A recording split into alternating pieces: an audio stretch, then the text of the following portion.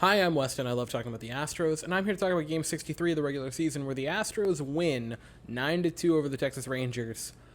And ladies and gentlemen, the Astros are back. It's been spotty over the past 2 weeks, but boy, oh boy, this was us at our absolute best. A 6 spot in the first inning. The Astros were fantastic. Jose Altuve hit by a pitch to start the game off, so we have a leadoff base runner. Michael Brantley singles. Alex Bregman draws a walk. Yordan Alvarez with a big double. Kyle Tucker with a productive ground out to score another run. It's 3-0 Astros like that. Then Yuli Gurriel flies out, which is not ideal. Aledmus Diaz walks, and then Jose Siri with a hit just off the glove of Corey Seager, I believe. And we continue to move. Martin Maldonado with a big double, and it is 6-0. Before the first inning is over. And in the bottom half of the first, the Texas Rangers got the most unearned run ever. Aledmus Diaz catches this ball. He just simply does. Cole Calhoun, he hits the ball well. It was a good line drive by him. Aledmus Diaz catches it.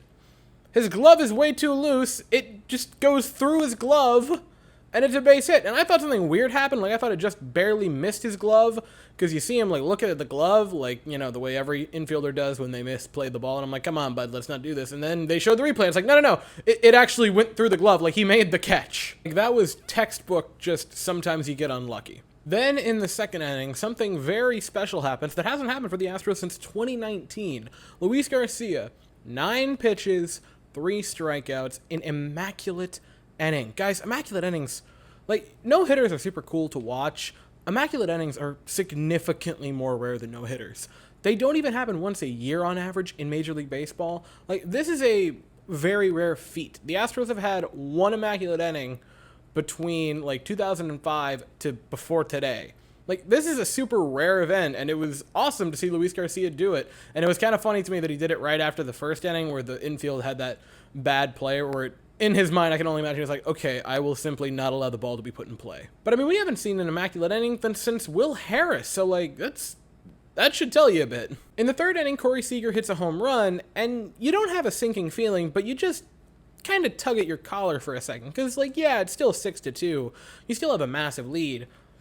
But man, leads just have not stayed in this series, and you feel a little bit uncomfortable. But then Martin Maldonado homers in the next inning, and the Astros still are up by 5, because that makes it a 7-2 ball game. Then you fast forward, you go to the 7th inning. Phil Maton is brought in relief of Luis Garcia, and the Astros make Major League history. And this isn't Major League history in some weird way of it's the first time a person has hit a grand slam as a lefty on their birthday. No, this isn't something stupid. This is something incredible. Phil Maton, 9 pitches, 3 strikeouts, immaculate inning. The Astros had as many immaculate innings today as we had this century going into it. I have no words. Again, guys, there's a hair over 100 immaculate innings in MLB history. And the Astros had 2 in the same game! And then in the 8th inning, Yuli Gurriel homers, and it's 9-2 Astros. Seth Martinez would go in the 8th inning, not allow any runs again, and Brandon Bielak would come in and have a solid 9th inning to close it out for the Astros, and they get a 9-2 win. Pitching staff. Luis Garcia today, phenomenal. 6 innings, 2 runs, only one of them was earned, and again, the one unearned run was the most unearned run possible.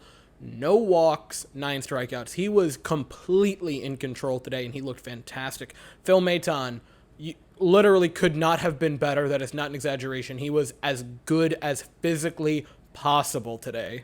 Seth Martinez continues to amaze me in the fact that, he's thrown, 15 innings plus now, and he still hasn't allowed a run. This wasn't, at the start of the season where it's he's thrown 5 shutout innings. That's neat. He's getting substantial innings now, and he still hasn't allowed a run, and he's just this random pitcher that we throw out occasionally out of the pen when we're in a game that's already kind of decided, and it kind of makes you wonder if he might be a legitimate option. And he's not allowing a ton of base runners and foot traffic. This isn't a Andre Scrub deal in 2020 where he was just a FIP wizard and somehow would allow the bases to get loaded every time but still not allow any runs. He's pitching well. His whip is below 1. I want to say it's 0.80 flat.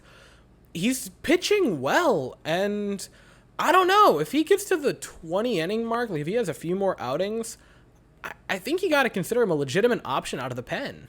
And Brandon Bielak had a nice outing. inning of work, no hits or walks, got a strikeout.